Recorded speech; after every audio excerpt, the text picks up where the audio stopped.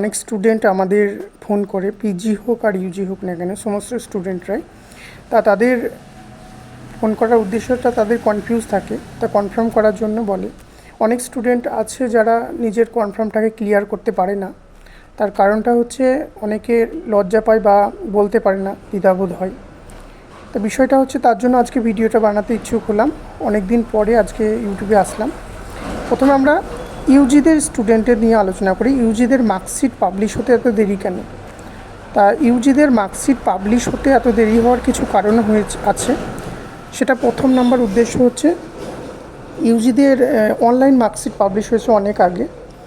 তা এই যে যেটা অরিজিনাল কপি, সেটা স্টাডি সেন্টারে কবে দেবে এই নিয়ে সংক্রান্ত। তা বিষয়টা হচ্ছে এটা যে আইএনসি লেখা ছিল কিছু স্টুডেন্টের, অর্থাৎ ইনকমপ্লিট রেজাল্ট। এই জন্য তাদের ইউনিভার্সিটিতে চিঠি করা হয়েছিল এবং ইউনিভার্সিটি যেতেও বলে, এবং তাদের এক এক করে 10 জন করে তাদের বলে যে তাদের নাকি খাতাটা হারিয়ে গেছে, এবং রোকিয়া ম্যাম যে কন্ট্রোলার হারিয়ে গেছে, তাদের একটা গড়ে একটা নাম্বার দেওয়া হবে বা অ্যাপ্রক্স একটা নাম্বার দেওয়া হবে, এবং এই নাম্বার দেওয়া হয়েছে এবং কিছুদিন হলো ওই নাম্বার পাবলিশও করেছে অনলাইনে। তা এই হচ্ছে ব্যাপার। তা এখন হচ্ছে এই যে এবার অরিজিনাল মার্কশিট সবার জন্যই ছাপানো হয়ে গেছে, অলরেডি চলেও এসেছে, কোনো স্টাডি সেন্টারে চলে আসছে। তবে দেরি নেই, সামনে কিছুদিনের মধ্যেই পাবলিশ হবে বিভিন্ন স্টাডি সেন্টারে। এই হচ্ছে ইউজিদের মার্কশিট, অরিজিনাল মার্কশিট পাবলিশের কথা বললাম। এবার আমরা চলে আসি নিউ স্টুডেন্ট, ইউজি বা আন্ডার গ্র্যাজুয়েট নিউ স্টুডেন্টের অ্যাডমিশন প্রক্রিয়া নিয়ে। নিউ স্টুডেন্টের অ্যাডমিশন, তারা বলছে যে এইচএস দিয়েছে বা অনেক আগে এইচএস কমপ্লিট হয়েছে, কিন্তু অ্যাডমিশন হবে। তো অ্যাডমিশন প্রক্রিয়া হতে অনেক দেরি হওয়ার কিছু কারণ আছে। কারণটা হচ্ছে এটাই যে আমাদের রাজ্যে এখন ওবিসি সংক্রান্ত নিয়ে প্রবলেম ক্রিয়েট চলছে। তো সেই প্রবলেম ক্রিয়েটটা অনেকটাই সলিউশন হয়েছে ইতিমধ্যে। তা এই যে প্রবলেম ক্রিয়েটটা সলিউশন হয়েছে, এবার রেগুলার কলেজে যে অ্যাডমিশন, মানে কল্যাণী ইউনিভার্সিটি অ্যাডমিশন প্রক্রিয়া শুরু হবে, তার সঙ্গে সঙ্গে নেতাজিরও প্রক্রিয়া শুরু হবে। তা এই যে কল্যাণী যদি অ্যাডমিশন প্রক্রিয়া না শুরু করে, তার নেতাজি ওপেন ইউনিভার্সিটি কখনোই শুরু করতে পারে না। কারণ সমস্ত ভালো ভালো স্টুডেন্টগুলোই যদি আমাদের নেতাজি ওপেনে অ্যাডমিশন হয়, তাদের কলেজ চলবে না, এরকম অবস্থা। কারণ এখন কলেজে অ্যাডমিশন প্রক্রিয়া খুবই কম, রেগুলারে বেশিরভাগ নেতাজি ওপেনেই অ্যাডমিশন প্রক্রিয়া চলছে। তা এই হচ্ছে বিষয়। তো অ্যাডমিশন প্রক্রিয়া এই রিসেন্ট শুরু হতে চলেছে কল্যাণ ইউনিভার্সিটি, তার সঙ্গে সঙ্গে আমাদের নেতাজি ওপেন ইউনিভার্সিটির প্রক্রিয়া শুরু করবে। তা আমরা গ্রুপে তখন লিঙ্ক তোমাদের দিয়ে দেবো, তা তখন হয়ে যাবে। এবার চলে আসি ইউজিদের সেকেন্ড ফেজ রেনুয়াল নিয়ে। ফার্স্ট ইয়ারের কিছু স্টুডেন্টরা আমাদের ফোন করে বলছে তাদের নাকি করতে হবে কি করতে হবে না। তা তাদের জন্য বলছি, দেখো, সেকেন্ড ফেজ মানে হচ্ছে কি, ফার্স্ট ফেজ যারা করেনি তাদের জন্য সেকেন্ড ফেজ। এবার যেহেতু ইউজি যারা সামনে এক্সাম দেবে, ফার্স্ট ইয়ারের স্টুডেন্ট, তারা অলরেডি তো বাইরে, মানে অ্যাকচুয়ালি বাইরে টাকা পে করে তো কলেজের মধ্যে ইনপুট হয়েছে। তা তাদের কোনো ফেজ হয় না, তারা ফার্স্ট ইয়ার থেকেই নতুন অ্যাডমিশন হয়েছে, তাদের তো সমস্ত টাকা ক্লিয়ার হয়েছে। এবার ক্লিয়ার হয়েছে, তারা ফার্স্ট ইয়ার থাকতে থাকতে সেকেন্ড ইয়ারের জন্য টাকা যারা ক্লিয়ার করেনি ফার্স্ট ইয়ার থাকতে থাকতে, সেটা এই বছর নয়, এর আগে বছর ক্লিয়ার করেনি, তাদের জন্য এখন সেকেন্ড চান্স দিয়েছে বা সেকেন্ড ফেজ দিয়েছে। এই সেকেন্ড ফেজ হচ্ছে সেকেন্ড ইয়ারের জন্য আর থার্ড ইয়ারের জন্য সেকেন্ড ফেজ রেনুয়াল, তোমাদের নয়, ফার্স্ট ইয়ারদের নয়। এটা এই হচ্ছে বিষয়। মানে অ্যাকচুয়ালি এই যে রেনুয়ালের সেকেন্ড ফেজ বললাম, সেটা হচ্ছে 17 জুন টু 28 জুন, এর বিটুইনে করতে বলেছে এটা, সেটার জন্য। এবার চলে আসি ইউজি ফাইনাল ইয়ার মার্কশিট নিয়ে। কারা পিজিতে অ্যাডমিশন হতে পারবে না, এই বিষয় নিয়ে আলোচনা। দেখো, পিজিতে অ্যাডমিশন হওয়ার জন্য সিট সংখ্যার ব্যাপার থাকে। সেটা হচ্ছে, যেহেতু UG final year marksheet publish হবে, তারপর পিজিতে তারা অ্যাডমিশন হবে, এরকম যারা ডিসাইড করছো, তা পিজিতে সমস্ত স্টুডেন্টের সিট সংখ্যা তো সমান থাকে না, কিছু সিট সংখ্যা থাকে সীমিত। যেমন প্র্যাকটিক্যাল সাবজেক্ট, পিজি বা মাস্টার ডিগ্রি প্র্যাকটিক্যাল সাবজেক্ট আছে, সেগুলোর সিট সংখ্যা খুবই সীমিত। আমাদের রেগুলার ইউনিভার্সিটি যেমন কল্যাণী ইউনিভার্সিটির সিট সংখ্যা খুবই সীমিত। যেমন এক্সাম্পল হিসাবে যদি আমি দিই, সেটা হচ্ছে জিওগ্রাফি সিট সংখ্যা এতই সীমিত যে মানে এখানে নেই বললেই চলে আমাদের মুর্শিদাবাদে। মানে অ্যাকচুয়ালি কলকাতার দিকে কিছু কলেজে আছে, তার সিট সংখ্যা খুবই সীমিত কল্যাণী। আর তার সঙ্গে সঙ্গে নেতাজি ওপেন ইউনিভার্সিটির সিট সংখ্যা একটুখানি এখন বাড়িয়েছে, ওই 220 থেকে 30টা মতো সিট 8টা কলেজে স্টাডি সেন্টারে আছে।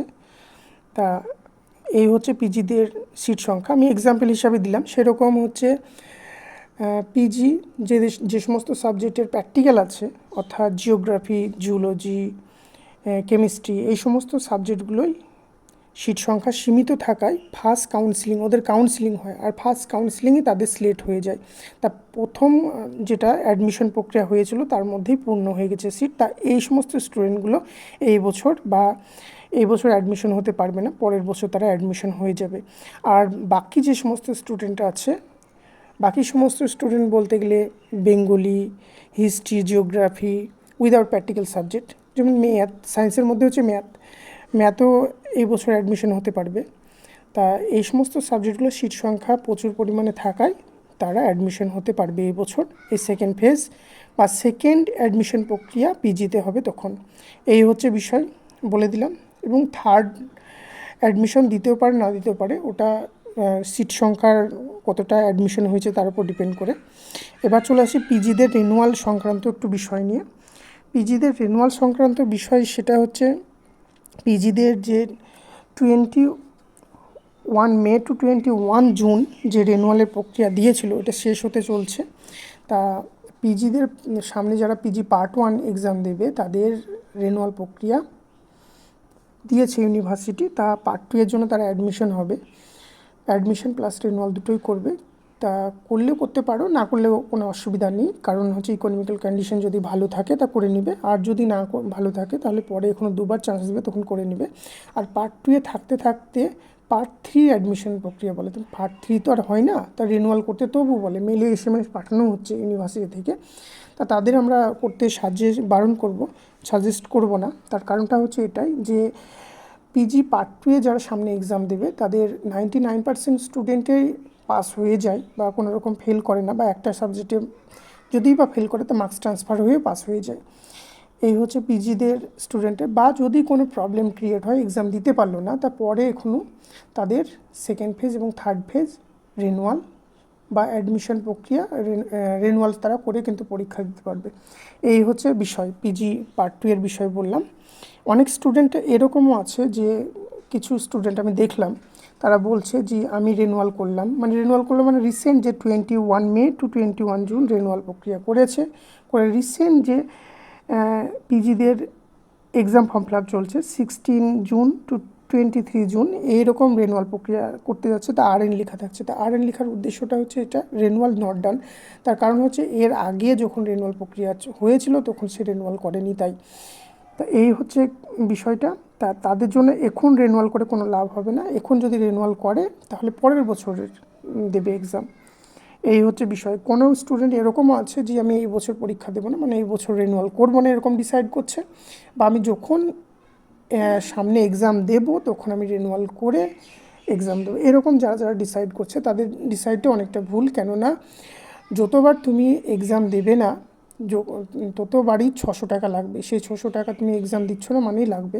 সেটা তুমি 2 বছর বা 3 বছর, এরকমও হয় অনেক স্টুডেন্টের। কারো 600 টাকা কাটছে, কারো 1200 টাকা কাটছে, কারো 1800 টাকা কাটছে। কাটার উদ্দেশ্যটা হচ্ছে এটাই যে যাদের 1800 টাকা কাটছে তাদের 3বার সে রিনুয়াল ফিস জমা দেয়নি, তাই একসঙ্গে কেটে নিচ্ছে। যাদের 1200 কাটছে তারা 2বার রিনুয়াল ফিস জমা দেয়নি, তাই 1200 টাকা কাটছে। এই হচ্ছে বিষয়বস্তু। এবার আমরা চলে আসি পিজি ইউজির নোটস, মানে সামনে এক্সাম নিয়ে। তাদের এক্সাম নিয়ে যে পিজি এবং ইউজি তাদের সামনে অ্যাসাইনমেন্ট এক্সাম প্রথম হচ্ছে। তো অ্যাসাইনমেন্ট এক্সামের পরে হচ্ছে থিওরিটিক্যাল এক্সাম। তো অ্যাসাইনমেন্ট যদি যারা করতে পারবেন তারা বলবে, আমরা করে দেওয়ার ব্যবস্থা আছে। তার সঙ্গে সঙ্গে নোটস আমরা 90 থেকে 100% কমন দিই স্টুডেন্টের, যারা নিয়েছে তারা জানে বিষয়টা। তা বলবে যদি কোনো অসুবিধা হয় বা ইউনিভার্সিটির যে কোনো সমস্যা হলে আমাদের এই নাম্বারে ইনফর্ম করে নেবে। আমরা সমস্ত প্রবলেমই সলিউশন করি ইউনিভার্সিটির, সেটা এখন হোক আর পুরনো হোক। যদি এরকমও হয় যে আজ থেকে 4 বছর বা 5 বছর বা 10 বছর আগে যাদের মার্কশিট হারিয়ে গেছে বা পায়নি বা খুঁজে পাচ্ছে না, এরকম বললে আমরা তুলে দিই তাদের মার্কশিটগুলো। এই হচ্ছে বিষয়। আর আমাদের এই যে নাম্বার আছে এই নাম্বারে একটু ইনফর্ম করে নেবে।